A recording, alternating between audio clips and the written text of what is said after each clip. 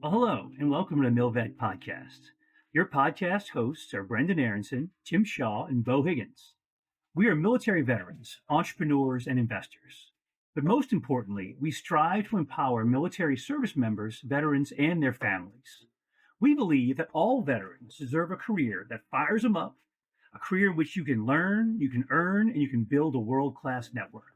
On this podcast, we interview civilian and military veteran leaders who are incredible founders, writers, thinkers, and investors. My primary goal is to inspire you to achieve great things. Let's dive into today's episode.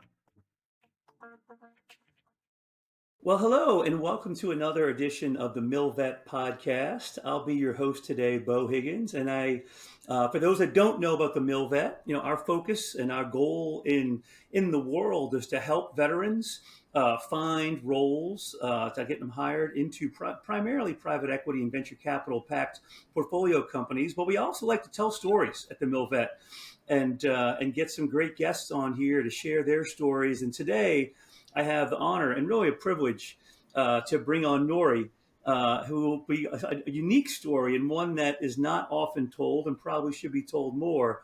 I had the pleasure to get acquainted with Nuri through a mutual friend, General Scott Miller, and I'm sure we'll talk about General Miller a little more during the podcast. But excited to be here with you, Nuri, and would love to do it for a quick intro. Yes, thank you so much, Bo. Before I start the introduction, um, can I ask, am I the first partner force being on this podcast, Bo? As far as I know, you're the first to come on board for sure. Yep. That's amazing. Thank you for doing such a valuable work. When I think about the whole group, you and everyone doing this work, I think it's incredible. I think it was a couple of months ago when I first got connected with you, and it really has helped me a lot with the professional work that I am doing. So, yeah, my name is Khalid Noori. I'm a former Afghan Special Force member. I joined military on 2015.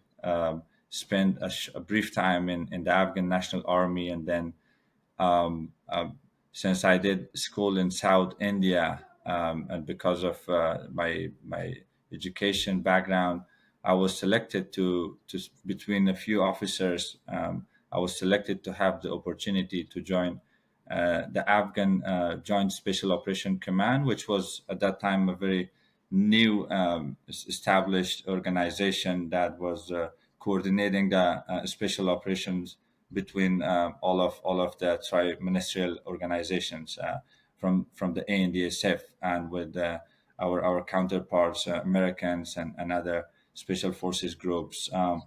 I spent about 3 years in JSOC, and then I had a brief another pause to the Afghan National Army Special Operation Command to serve as aide de camp for the commanding general there, and then from there I moved to Qatay Khas, where I had the opportunity to lead and serve as company commander to the most elite forces of the ANDSF, the National Mission Unit called KKA.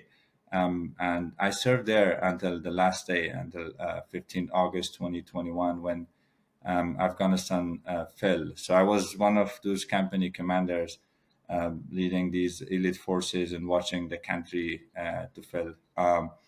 And I was evacuated on end of August, and since January 2022, I'm resettled in Northern Virginia, where I had the opportunity to meet an amazing human being, an Afghan American woman who had multiple deployments in Afghanistan. Her name is Lyla Kohistany.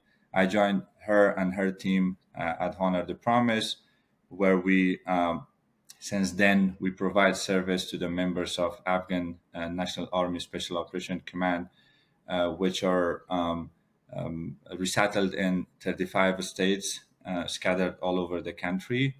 And yeah, since then I have been busy providing service and supporting my comrades to make sure that they reintegrate and resettle in the best way possible, and make sure that they have a better life in this country. No, that's it's what you're doing is so needed and underappreciated.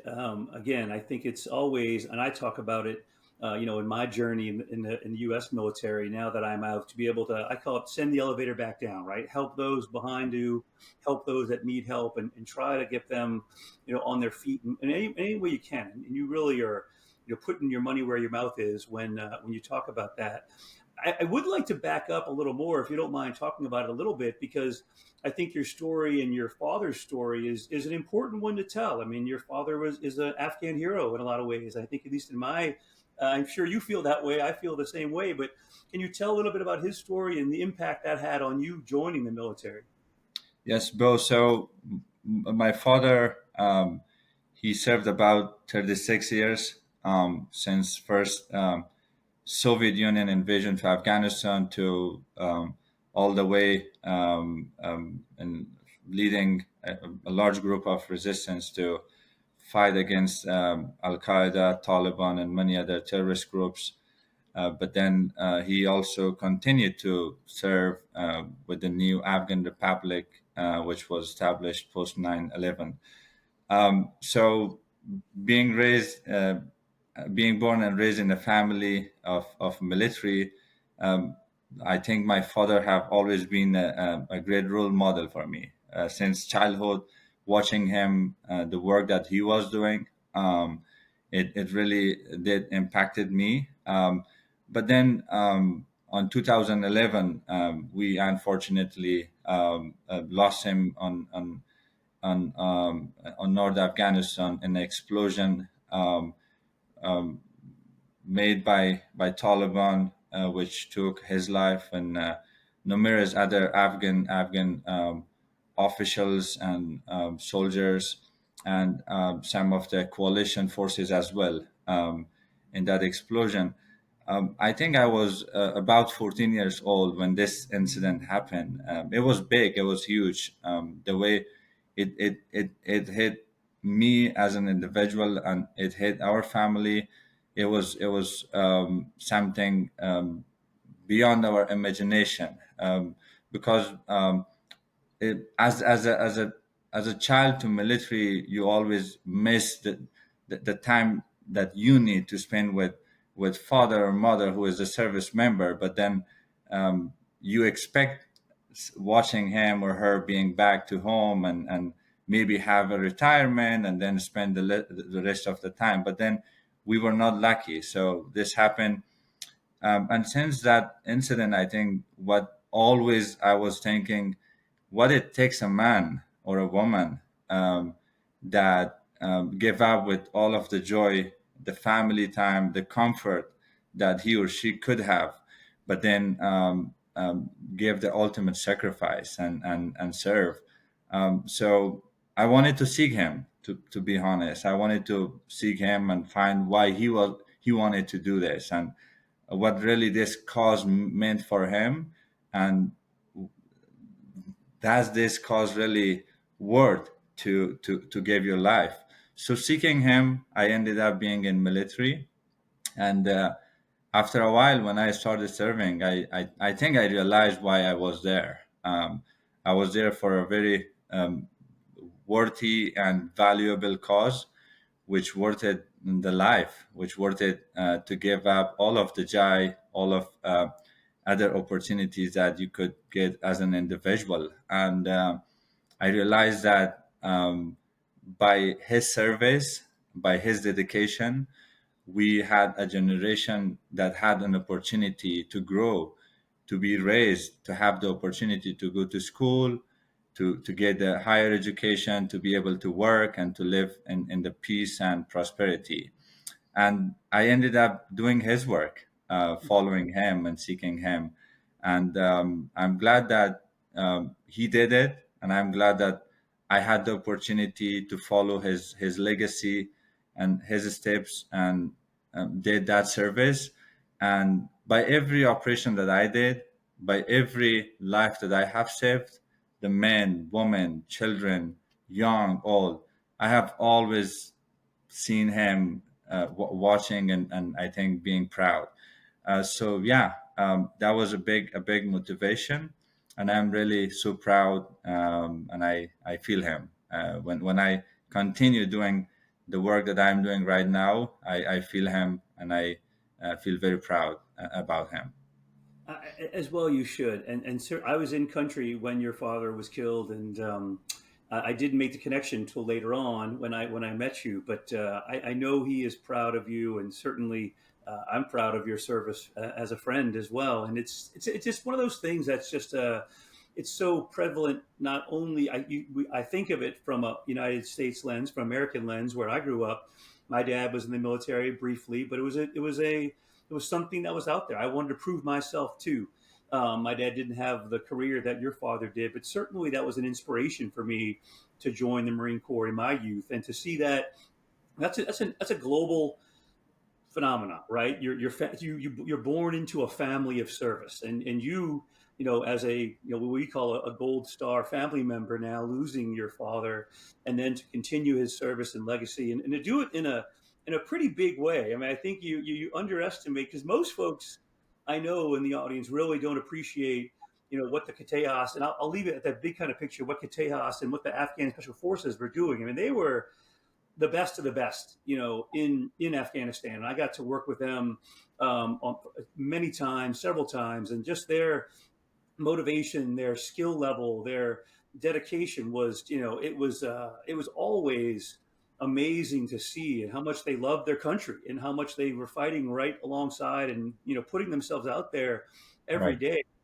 So again, what you did is pretty amazing, and to be 14 when that happened, but you'll still have that motivation to follow in your father's footsteps, and again, you did that, more than anyone could have asked for. You did, and I know you. I mean, I think you probably tell the story. You volunteered to move into special forces, or at least you wanted to go that route, right? You could have taken. I put it this way: you probably could have taken an easier path.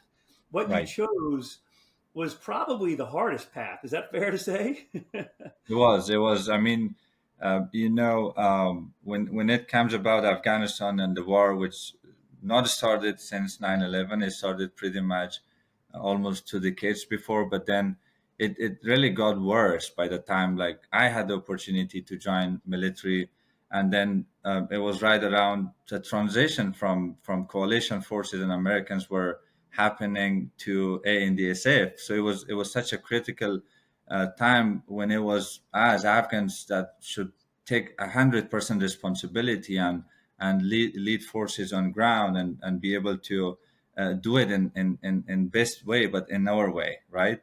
It was difficult. It was hard. You just mentioned of the Afghan Special Forces. So the Afghan Special Forces being 15 percentage of the ANDSF, but carrying out 85 percentage of the operations.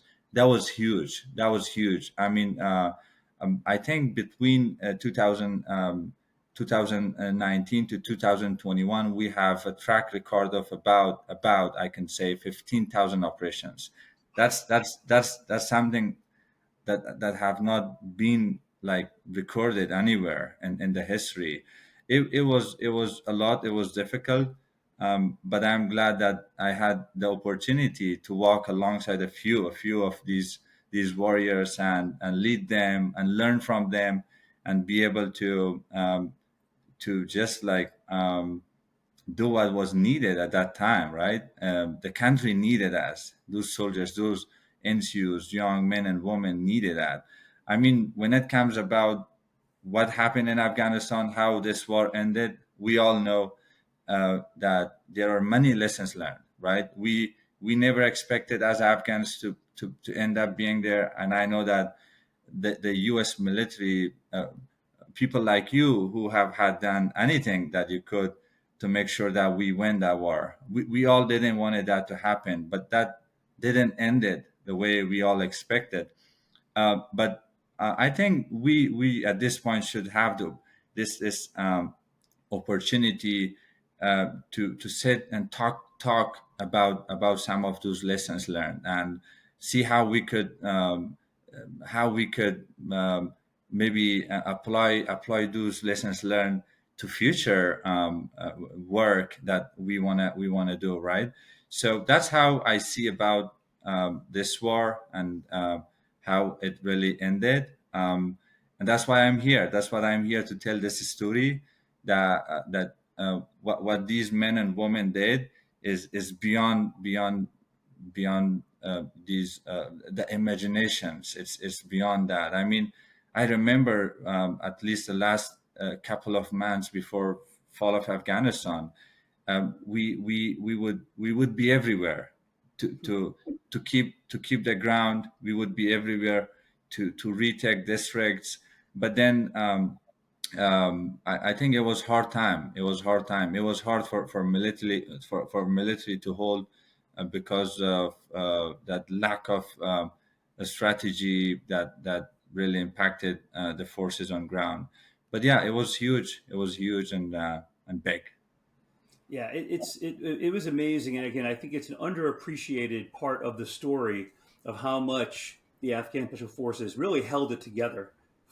In many ways, I mean, held the military together, being out there every day, operating in the most difficult and challenging situations. And I think and I think you made a good point. You had to do it in an Afghan way eventually, right? I think the Americans do it their way, and it's fine for America, but it's not. You can't just lay over the American template over the Afghan system and expect it's going to work, right? And I think those are some of the lessons learned that we have to take from that. Like, if we're going to do this and partner in these countries, we have to be able to adapt to each other and Right. not think that we can just drop the U.S. system on top of Afghanistan and think it's going to work like that. It's not going to work like that. It's different. It has to operate, in an Afghan way to make it an Afghan solution.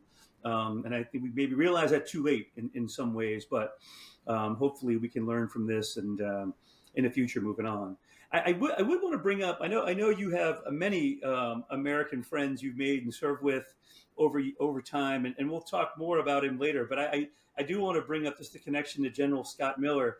I had the pleasure to serve with General Miller at CIFSOC from 11 to 12 as his intelligence officer at CIFSOC, and just an amazing individual that I'm sure a lot of the folks that are listening have worked with or have heard of, because he's one of the best all time. He's just a legend, in to me at least, certainly in the U.S. Military and U.S. Special Forces. I mean, his background is incredible. But how did you first get to meet General Miller, and what was the connection there?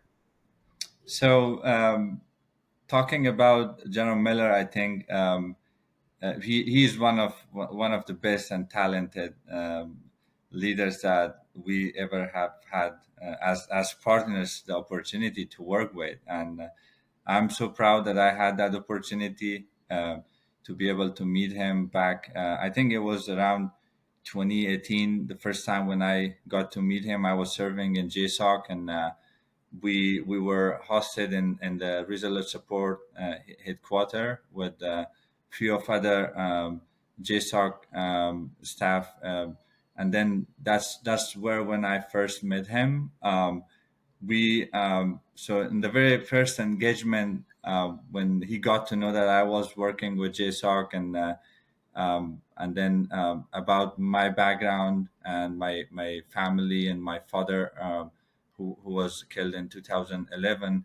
He really was appreciative of what my family and myself had done, and then my service as an individual. So it really started there. But then I had the opportunity, I think, to meet him again during some of his battlefield circulations, his BFCs in South Afghanistan, and then he would definitely meet our units. I would have the opportunity to meet him when he would come to the unit KKA and Camp Commando. He was really one of these leaders who wanted to really greet and get in touch and connect with NCOs, with soldiers, and he would very warmly greet them. And I think it was a special bond which was established there back in Afghanistan, But then when Afghanistan fell, it got to get more strong. I reached out to him. I said, "Sir, I'm worried about my family and the situation in Afghanistan. Definitely, he was watching it. It's not good." And I mean, a lot of people served in Afghanistan. There have been many leaders, and I think I may spend a few minutes here to talk about Yeah. him very specifically, because I want to say it because we never got an opportunity to also honor his service, and talk about his role, his leadership in that critical moment. So when talking about leaders like him, so definitely when war started in Afghanistan, or when U.S. got into Afghanistan post 9/11, um, you had with to include coalition forces, you had 100,000 or more of U.S. and coalition forces in Afghanistan. You had this international community focus and attention to make sure that the new Afghan Republic government is established, and then we have this ANDSF, which is capable forces, and then you have definitely American leaders leading that effort. But then talking about him specifically, um, he led both Afghan and U.S. War in a very critical time. I mean, post 2014, everything was different. Everything was different since 2001. What we had experienced, you wanted to make sure that Afghans take the responsibility. I mean, there are a lot of lessons learned, how much Afghans were yet ready to take the responsibility, and how the war was. Were we winning the war? Were we losing the war? And then with everything happening on ground, it was difficult to estimate. But then having him as a leader to lead that the forces on that critical time, and then you don't talk about 100,000 force on ground. You talk about probably 10 or less than 10,000 American soldiers on ground, and then you talk about the ANDSF who are tired of two decades of war. You talk about international community that are not focusing anymore, and they have other priorities. And then having him lead this war, I think his service and his leadership, we never got time to talk about it and highlight and really appreciate. But I want to have this opportunity to do that. He did lead this war to the very end, and did it well, and did it the best in the best way that he could. That's why I think he is one of the few, I could say, or handful U.S. High-ranking officers who have very deep bond with Afghan forces on ground. To be honest, I mean, me being as a captain to be able to reach out to him, and then asking for the support, that take a bond, right? You can't do it right away. Um, yes, so I reached out to him, and he responded that call. He said I would do anything I could to make sure that I get you. And at that time, my wife, which is now with me here in the U.S., and he helped through the evacuation. It was such a yeah. It was the evacuation itself was very chaotic, but then having the opportunity to still be supported by him and by other U.S. Forces on ground was very important. And I think since then he have always been helpful, not only with me but also with overall the whole community. He always check in to see if there is anything that our guys need here, and he is responsive.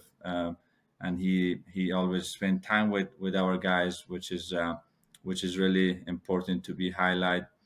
And I think he also, I think I want to highlight here, he has been a mentor, a professional mentor, somebody who always have given good advices.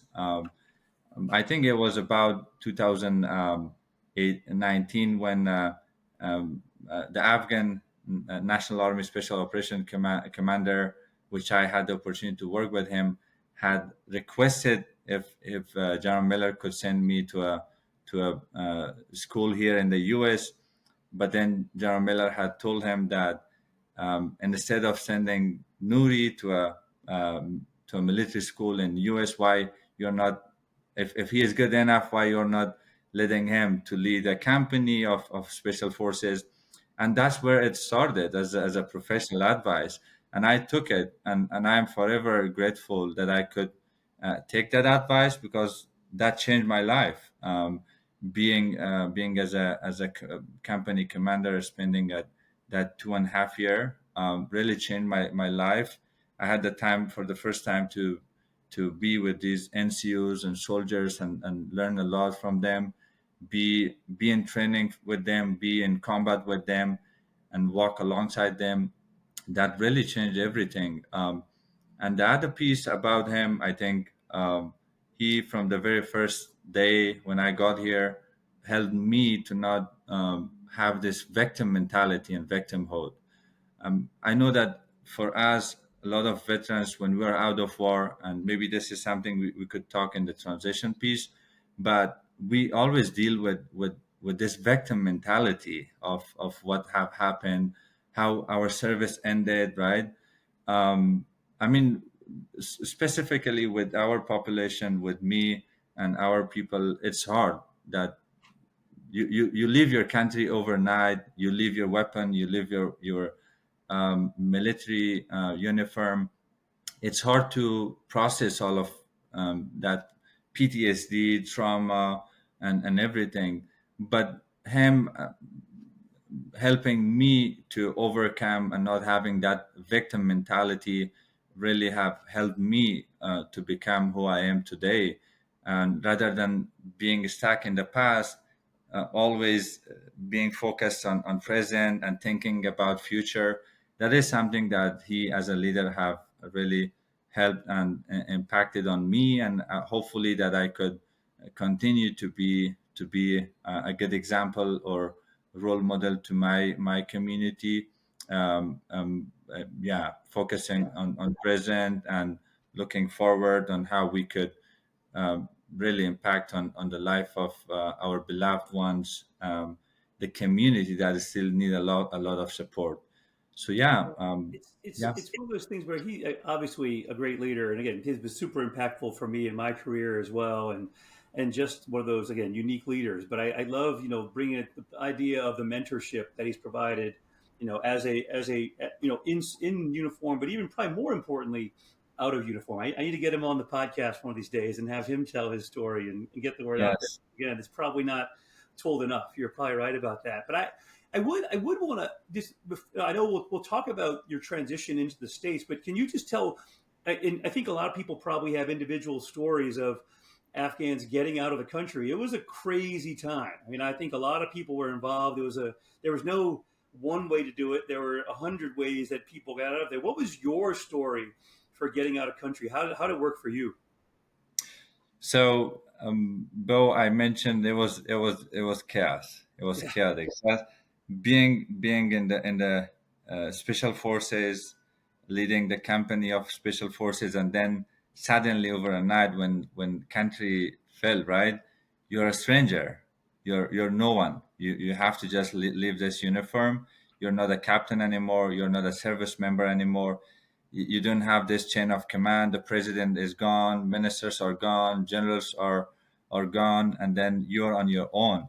So it was very chaotic. And then I think my generation didn't have the opportunity to experience such a big chaos and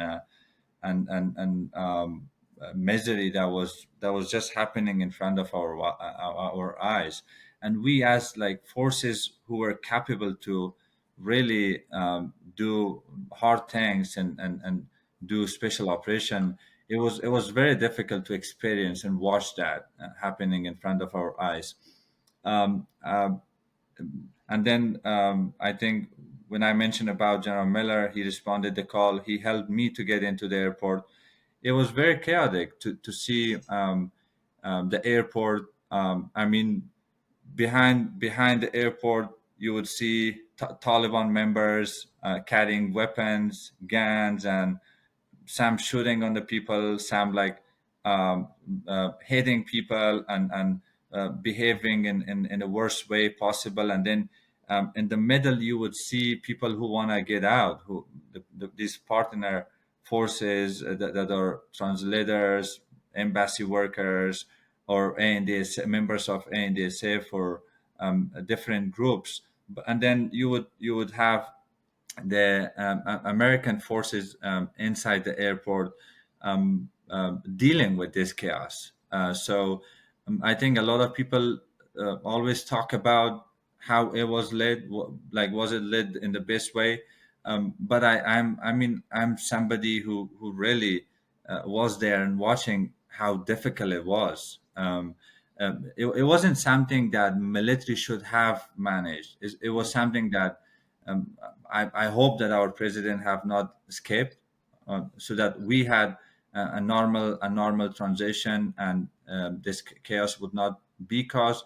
Or strategically, I think leaders should have had a plan on ground if that have had happened, because for military it was something that have happened right away, and they should have to deal with it. And it was hard for them to realize who is a friend, who is not a friend, right? It was difficult for them to recognize that and do that, but they were doing it. They were doing it in the best way. If they get to know that you have proper documentations, and you are vetted somehow, or you are in the system, or recommended, they would help with in the best way they could to get you inside the airport and make sure that you have a smooth transition. I made into the airport on 25th August.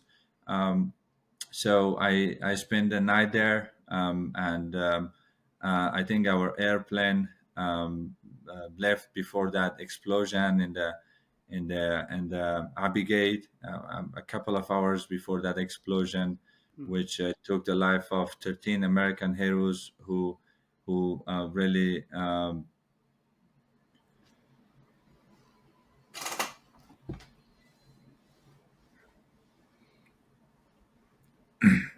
It's hard. it is it is it is yeah.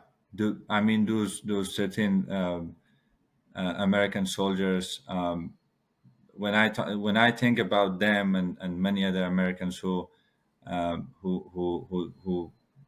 paid this ultimate sacrifice in this war, I want to appreciate the sacrifices and honor them, and their family members as well, to let their beloved ones to travel thousands of miles away from their home and help us Yeah. in that hard and difficult time. Yeah. So I and my wife, we sat on the edge of that AC 130, and we left Kabul on early 26 August. We spent 3 nights in Qatar, and then from there we were taken to Washington D.C. We spent at least 5 months in uh, in the Fort McCoy in Wisconsin to be processed in a military base, and then I moved to Washington, Northern Virginia on January 2022. Well, thank you for your heartfelt story, and I know that. I mean, look, as anyone that signs up in the U.S. military, we know that can happen. That's what we're here for, and we were there side by side with our Afghan partners, whether it was fighting before the fall or helping on the evacuation. And I know, I mean, you being doing what you're doing is honoring those service members that were killed, right? So I mean, I think that's the way you can honor their sacrifice is by you continuing to do what you're doing and helping others that are out there. And you hit a point that what you went through is 10 times what I think your a transitioning service member goes through on the U.S. side. But you lose your identity, right? If you're in the military, even in the United States, if you serve for 15, 20, 25 years and you get out, you're so used to, your uniform, your rank, where you fit in, how to get things done. And to lose all that overnight, you don't have a transition course. The military at least gets to go in the U.S. to a transition course, and it was just, I mean, to go from 1 to 100, and all of a sudden it's like, man, everything I ever knew is gone. And then you're doing it in the United States, a different language. I mean, just it's hard for, I think, anyone here to understand and comprehend the amount of change that occurred in the blink of an eye, right? To lose everything you've been fighting for, and to have to leave all that behind, your country, friends and family back behind. Obviously, you were able to bring your wife with you, but for what you had been fighting for so long, and it's all gone. And then you're in this foreign place. You're up in was cold Wisconsin. It's interesting. I was able, when that all went down, I was working at Amazon at the time, and we were trying to working with the U.S. Government and all the bases. I think I went to Fort Lee, I went to Fort Dix, I went to 3 or 4, because I know the Afghans came in multiple U.S. bases, and I went to several of them. We were trying to figure out, how can we get the Afghans jobs? How do we find them and hire them? And Amazon and other companies were very interested in making that happen. But it was a chaotic time for sure, and to see you on the other side of it now and what you're doing now is incredible. But I mean, let's dig into that a little more. So you obviously, we went through that process. You made it here. You settled in Northern Virginia, where there's a very large Afghan population. I know a lot of the Afghans wanted to stay there just because they had family or friends or some network there. I mean, how did you plug in when you first got back here, and kind of talk about that? And I mean, again, you've thrived through a lot of pain. I know it was not overnight. This did not happen overnight, but you were able to kind of find and rebuild. Really, you rebuilt from nothing to get where you are now. But how'd that all kind of start for you? Yes, you just hit the point, Bo. Whenever I see an American friend who is in transition, I always tell them, "Don't be worried. It's uh, it's not gonna be as hard as I think we experienced, because when doing the transition, you mentioned about yours, right? You know when it's happening. You plan, right? You prepare, and then you execute. But then suddenly, in our case, losing the country, and then overnight, and had to make this decision to leave everything behind, not knowing what the destiny is. It was difficult. I think what you mentioned of that identity loss, survivor guilt, right? The cultural shock which every immigrant would experience leaving their country, the PTSD, the trauma, everything that you, as a normal, like, veteran, and doesn't matter which military, you all would have experience, but it was like 10x, 10 times Yeah. plus, or more than what we were going through. But I think what really helped me was, I think, when I decided to join military, I had one reason. I wanted to serve a cause, a very valuable cause, and that was to help those who cannot help themselves. Right? I think that's something we as veterans should always remind ourselves. Why back 10 years ago, 20 years ago, what was the reason we decided to join military, right? And that was the reason we wanted to help those who cannot help themselves.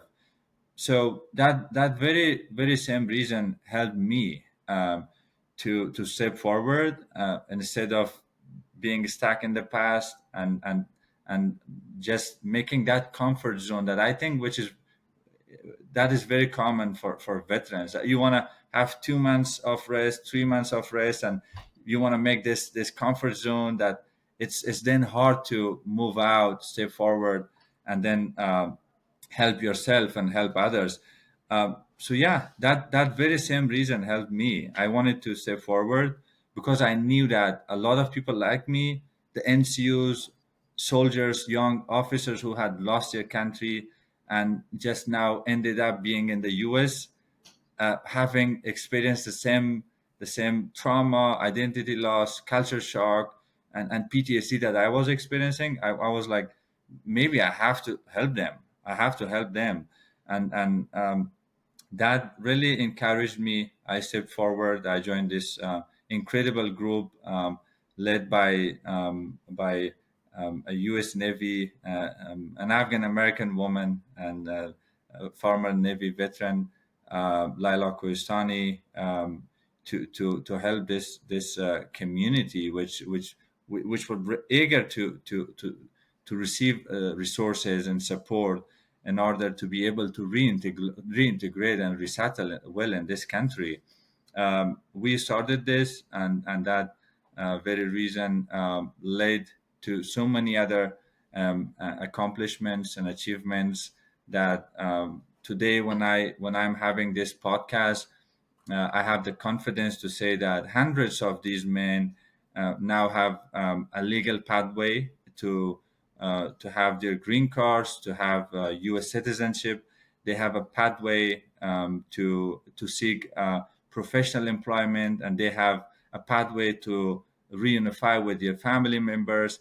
And then they have a community that they could feel belong to. Right. That's one of the very important work that we did in the Honor the Promise, was that we held these community gatherings where we brought together the members of Afghan Special Forces in different regions and different states with their American counterparts, and we connected them together, so that they feel welcomed, they feel that they feel belong to, and make sure that their resettlement goes well. And then I know that the experience that I have in the military is good, is unique, but it's not enough, right? I need a way to translate that into industry. I did start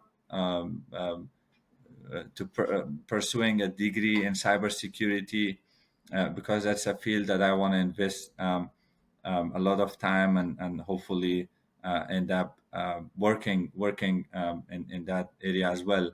That really helped me starting the education. And I think the other very important piece is, as a veteran, I mentioned of that comfort zone. I think many of us, we veterans, we we fell into that comfort zone, not knowingly. We want some rest. We want to have some time off when we're done with the service, but we don't know that will build a cage, and that comfort zone will take a lot of opportunity from us. So I think maybe as a comment or as an advice or as a lessons learned, that is something I would tell all of my Afghan comrades who are here, and then the U.S. friends, that you want to move out. You want to move out. You want to find a way to really adopt with this new life, right? And build your new community.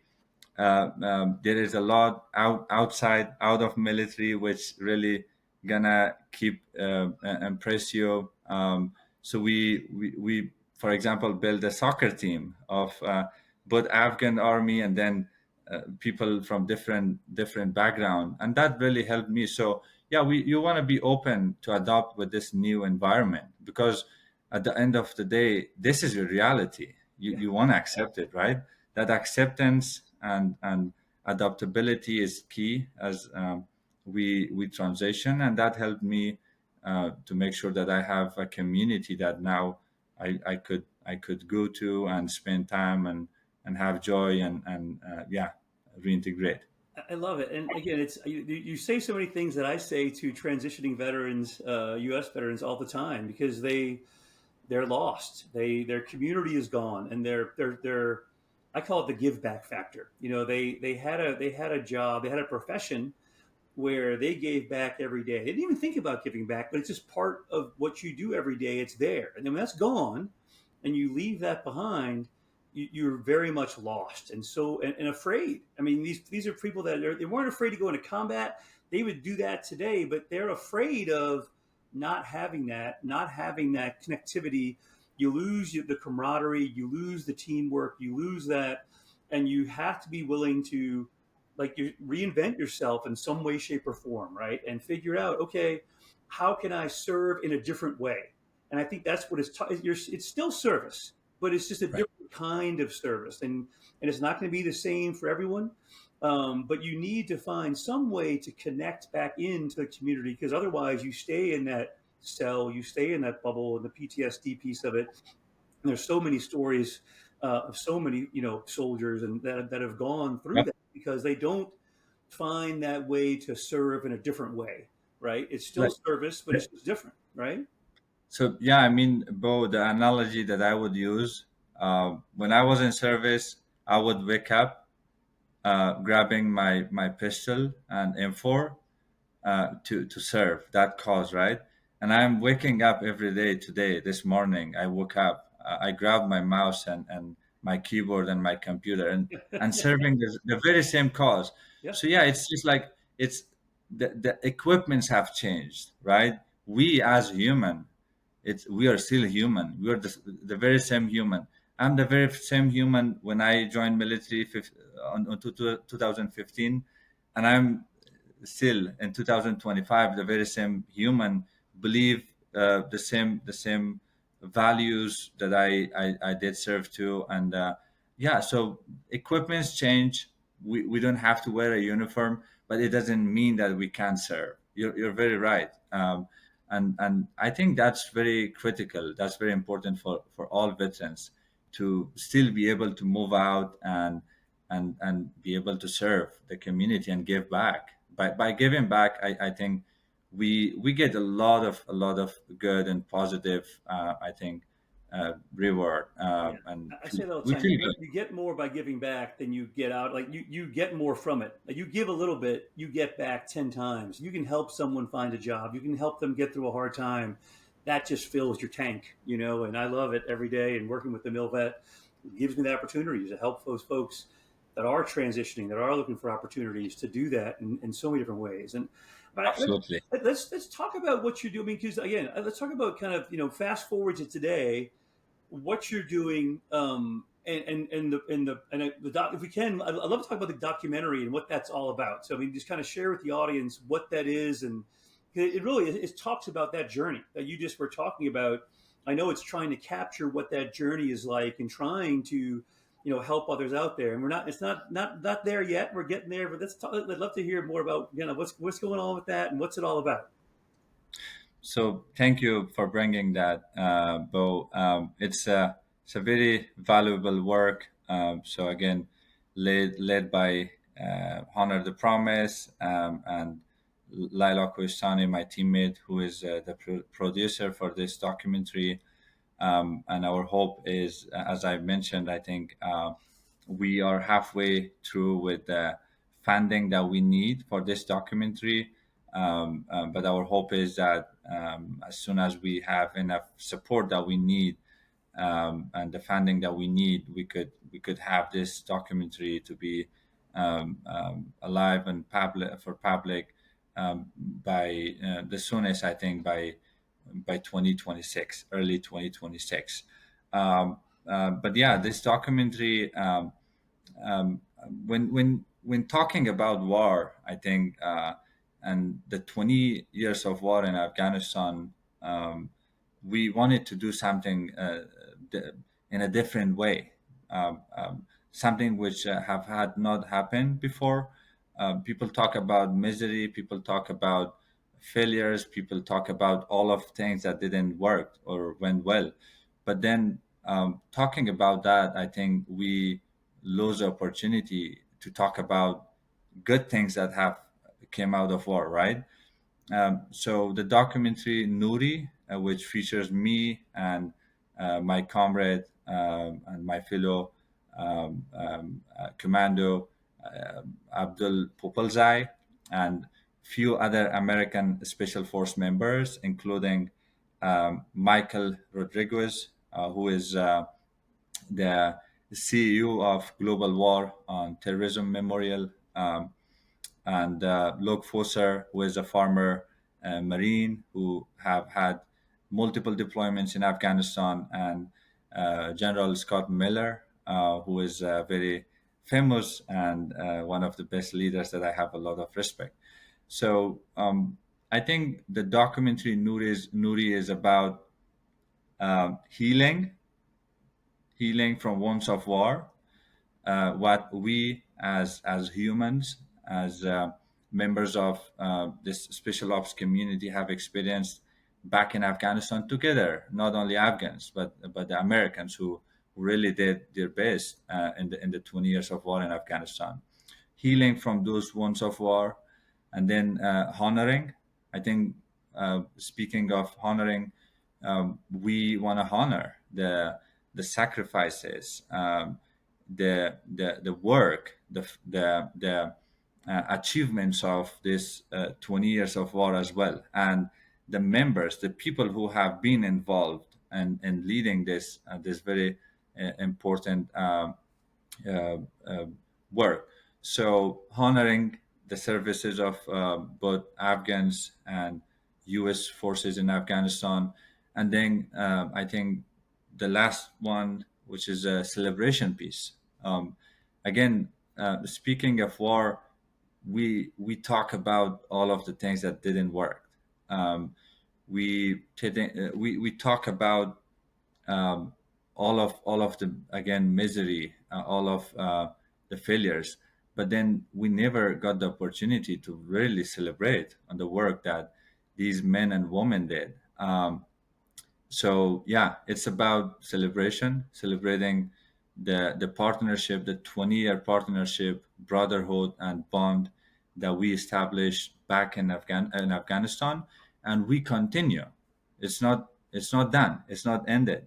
So the Nori journey is about one of those men, right, who have lost his father, who is now in this country, but have not given up, right? Have a good intention toward his future, and have good intention towards his community. So I think before we start to capture this documentary, I was about to expect my daughter, which at this point she's 18 months. She's adorable. She's gorgeous. Her name is Arshida. She also has great godfather and godmother, great mentors. So I want to highlight and mention General Scott Miller. He is a godfather, and Lyla Kohistany, an amazing Afghan-American patriot. She is the godmother. So while expecting that baby, you mentioned the PTSD trauma and everything that I have had experience. I think the intention was that I want to be prepared. It's not an easy job, right? It's not an easy responsibility to become a father while you're going through so much um, experiences. So yeah, it was an opportunity to get into this road trip, to explore more about America, like the America that I knew before that documentary, and that the America that I needed to know Mm-hmm. while I was expecting this baby should have been different, and that really helped me. I had enough time to um, visit some of these U.S. Special Force veterans, and then spend with time, get to know more about fatherhood. So one of those characters I mentioned, Rod. I spent a day with him in this documentary, and when watching him in the documentary, you would realize that. And I think this is very important for all veterans to know it.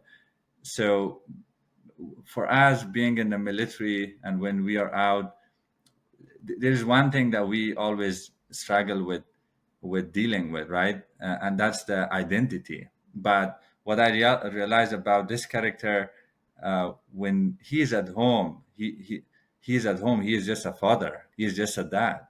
The time that he was spending with his children, the way he was mentoring his children, It wasn't like a veteran. It wasn't like a CEU. It wasn't somebody with whatever rank, right? It was just a human. It was just a dad. It was just a father, and I needed to get to know that because I didn't knew that before. And then the next character, Luke Focer, he is father to three amazing children. And as a veteran, as a Marine veteran, he has gone through a lot. The PTSD, the trauma that he has experienced, the time that he has spent in Afghanistan. But then the way he has overcome to do the struggles and challenges, it's really important. And he is one of those role models for me that even having so much of this experience from trauma and PTSD and everything, you could still move forward. You could still have a lot of good achievements, and that is because of the people that you care about, your children, your wife, your beloved ones. And he really have done great. He is now one of those people which whenever I need a professional advice, I will reach out, and he is someone who have been really involved in supporting our community from the very beginning since 2021. And then the last character mentioned before, General Scott Miller, he has been involved with Afghanistan from the very early and beginning, and then so spending time with him, getting his advice have always been critical and important for me. And I think he is just such a great character. And then one more thing about documentary, which is very, I think, important and worth to mention here, is about Afghanistan. So, and overall about the whole community. Speaking of Afghanistan, I think we need to, with this documentary, that's what our goal is, to to remind people what Afghanistan is. And so I, as a character in this documentary, I had this perception that every American know what Afghanistan is. But then you would be shocked to see a 46-year-old man in Mississippi, a father of six American children who are going to be probably end up being in Navy, Army, whatever career, but they're his children, asking me where I was from. And I mentioned or I answered that I'm from Afghanistan. He said, um, is Afghanistan located in Africa? I said that's a very close guess. I'm glad that you didn't say that Afghanistan was in some other planet. So we have this perception that everybody know what Afghanistan is, and I think that lead us or some of these decision makers to not know what Afghanistan is and make wrong decisions. Right? We want to tell our story. We want to tell the whole world, but then Americans that who we were and what we did both community, the U.S. and Afghan army and other service branches, what we did, right? So we want to tell that story and make sure that the American people understand, because when it comes about Afghanistan, it's not. So if you talk about what happened in Pearl Harbor, America was hit hard, right? But when you talk about 9/11, it was really something very very hard than what it never had happened before, right? America was hit hard on 9/11, and the beautiful buildings of this World Tower in New York was the only thing that I think was left behind was the ashes, right? The about 3,000 American children, men, women, young, old, these beautiful souls that were taken. America needed justice, right? America needed justice. America decided to go for that war, and then you ended up being in Afghanistan. So I think the message that we want to take out is when you ended up being in Afghanistan, and that's what you and people like you who have been in Afghanistan could attest. that you didn't had hard time in Afghanistan, right? You didn't had to establish a partnership. B- and if I want to answer that is because you already had a partner on ground. When you got there, you already had a partner on ground. My father and his generation, they were already fighting continuously 10 years against Al Qaeda and Taliban on ground.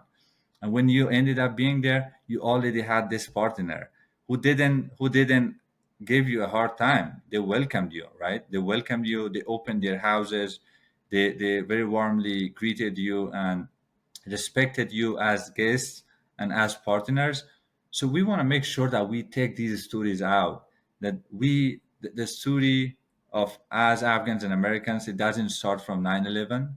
It starts from very very long time ago, because we Afghans have been involved in really fighting the two biggest enemy of our Western allies and our American friends, that is very big in our modern history, and that have been communism and terrorism. So we have been in the front line. We have been fighting this two big evil and enemy for almost four and a half decades, and that's the story. And now you have a small portion, a small group of those people who could have make it and have made it here. So let's welcome them. Let's welcome them. Let's give them a hope that they have a home here, right? And I will always make this joke that we are not here with a 6 month visa or for a 6 month deployment. We are here because we have lost that country, and we are here, and we are here forever. And um, when it comes about me and many more Afghans, my daughter now, she holds an American passport. So let's help each other. Let's welcome this group to make sure that this future American generation has a better way of living here. And I mean, I think ultimately, maybe in 20-25 year, when they look back at what we did as Afghans and Americans, they just feel proud, right? Yeah. And with proud, they would call themselves Americans and be proud of our service and honor and celebrate. So that's a generational legacy, and we want to take that. We want to tell that story, and we want to make sure that that's going to happen. So that's the Nuri. That's the Nuri journey, and hopefully it will make it out to the public, and it will touch the hearts of people who have served, but then in the meantime raise awareness, and raise awareness from the community or the people who have never been in Afghanistan but have heard about Afghanistan, to get to know that war didn't end up with misery, with failure. It ended up with some of great things that have came out of that war, and we should be courageous enough to really celebrate and honor that. Yeah. I can't wait for it to come out. I know, as a person that did 3 deployments to Afghanistan, Afghanistan becomes part of you. I mean, the people are so unique, and the bonds you have, and the food. I missed the food over there. It was so good. Yes. But Yeah. Can't wait to see you, Bo, and host you with an Afghan food. that would be great. I miss it. I miss it. But it's and I love, again, to kind of wrap things up. You really talk about something that General Mattis used to talk about. This. It's not PTSD is something, but let's focus on post traumatic growth, and how do we Right. grow? We've been through the trauma. Don't deny it. It happened, but how do we grow beyond that? And I think this documentary, that's what it's about, right? It's about how do we grow from the struggle, from the pain, from the, we went through something that was hard. I mean, incredibly hard for you and so many Afghans, and certainly for so many Americans that went through and fought over there, and lost friends over there, and in the impact of 9/11 that we don't forget. Because again, I think, we have a generation that wasn't born on 9/11, and I'm the race director for a 9/11 run here as part of the Travis Manion Foundation in Tampa and now in New Orleans, and just to keep that memory of 9/11 alive, which was, obviously from there we went into Afghanistan, and to make people don't know, people forget. So I think it's super important to get this documentary out there. Hopefully people that are watching today will be inspired and reach out to you, maybe donate, do whatever they can to help out. And I'm excited about it. But any last words from you, Nori, before we close out? Thank you so much, Bo. Yeah, that's important to have that as a call for action, that we really need to get this story out, and hopefully our friends would contribute. I think the last few words would be to the public. Look at When you look on us as an asset, not as few damaged, broken veterans, because you know that we did great, and you know that we will continue to do great here. There are many success stories from my community that I'm gonna amplify in the next couple of weeks or months, but to make sure that everybody know that this community still have a lot to offer and serve. And our hope is that in the next couple of months or so, we will establish a business as a platform that could serve and bring together and onboard these members of Afghan Army Special Forces and our American counterparts to still be able to serve together, maybe in the way of security solutions or something like that. That's something that I'm personally very interested in, and I'm working with a few other American friends. So yeah, let's change that way of looking at this community and make sure that we treat them as assets, and hopefully by that we would be able to serve and continue to serve this country and this community, and be able to proud of what we did and continue to do. So thank you so much, Bo, for having me, and thank you for the incredible work that you and the military veteran community are doing. Hey, well, thank you for being here today. It was my honor and privilege to have you here today. I look forward to working on the documentary and changing the narrative. It's really about changing that narrative. And again, if I can help in any way, I will, and hope the audience will appreciate that too. But thanks again, Nori. Appreciate it. Out here. Thank you for being a voice here. Thank you. Yeah. Bye-bye.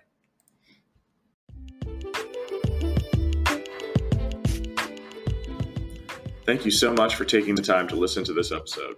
For more content, follow us on Instagram @TheMilitaryVet or on LinkedIn. Join us at an upcoming event or learn more on our website, TheMilVet.org. Feel free to email us directly at leadership@TheMilVet.org. Thank you so much and take care.